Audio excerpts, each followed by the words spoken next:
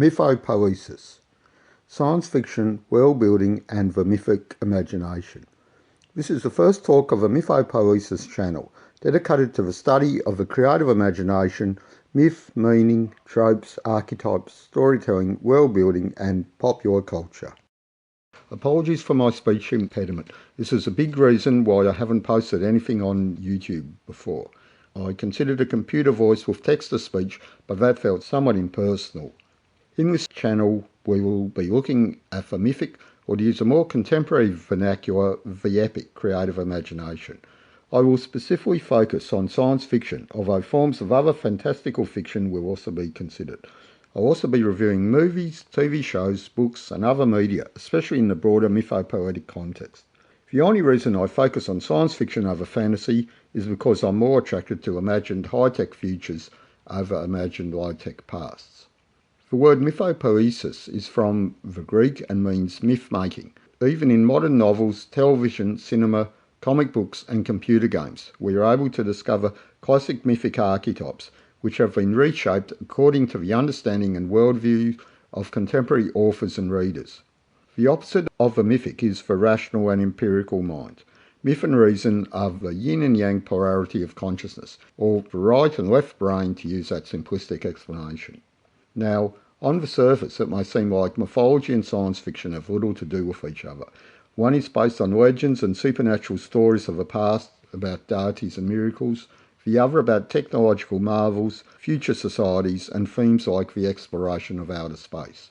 But at the same time, science fiction, or especially sci-fi, but even science fiction, a more serious literary form, is often the modern equivalent of ancient epics like the Iliad or the Old Testament, only dressed up with modern tropes. When I was a kid, I used to be enthralled by reruns of those Ray Harryhausen sword and sandal epics like Jason and the Argonauts and Sinbad, which featured a fearless hero embarking on a quest and fighting terrifying monsters. A decade later, I was equally amazed when George Lucas's Star Wars hit the big screen for very much the same reason. And it seemed to me that, other than triremes being replaced by spaceships and swords by blasters or lightsabers, there really wasn't much of a difference between these two. This gave me the idea that mythology and science fiction, or sci-fi, are really the same thing. But science fiction, especially in its most popular epic literary and cinematic space opera format, is basically mythology and myth-making for the present day.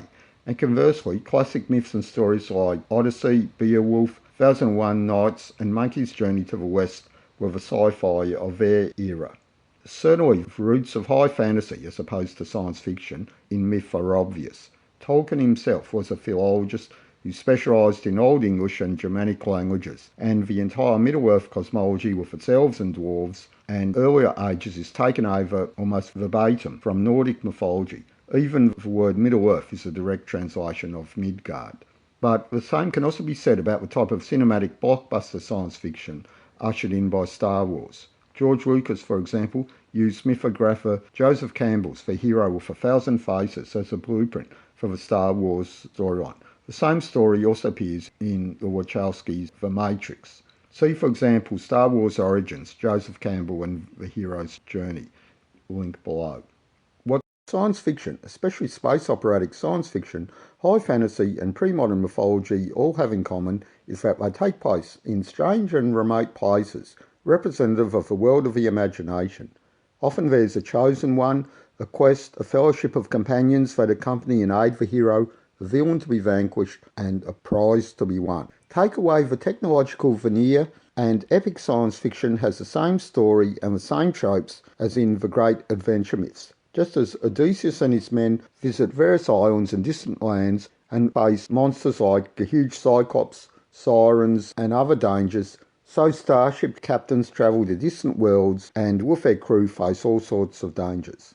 It wouldn't take much to adapt traditional stories of adventuring and myth-making to a science fiction setting. The same themes and tropes reappear in both ancient myth and modern sci-fi and fantasy, differing only in details. All tap into the same world of the imagination and hence have the same basic structure and function, which is to provide a sense of meaning and purpose in an otherwise purposeless world. Not in the manner of a dry textbook, but through providing an entertaining story that draws the reader, viewer, or gamer into that universe, providing an escape from the mundane world. In future talks, I hope to look at all these various themes in more detail, whether in the form of movies or franchise analysis, the nature of myth and meaning, the role of creative writing, the role of character, plot and world building, or the psychological and metaphysical analysis of the creative imagination.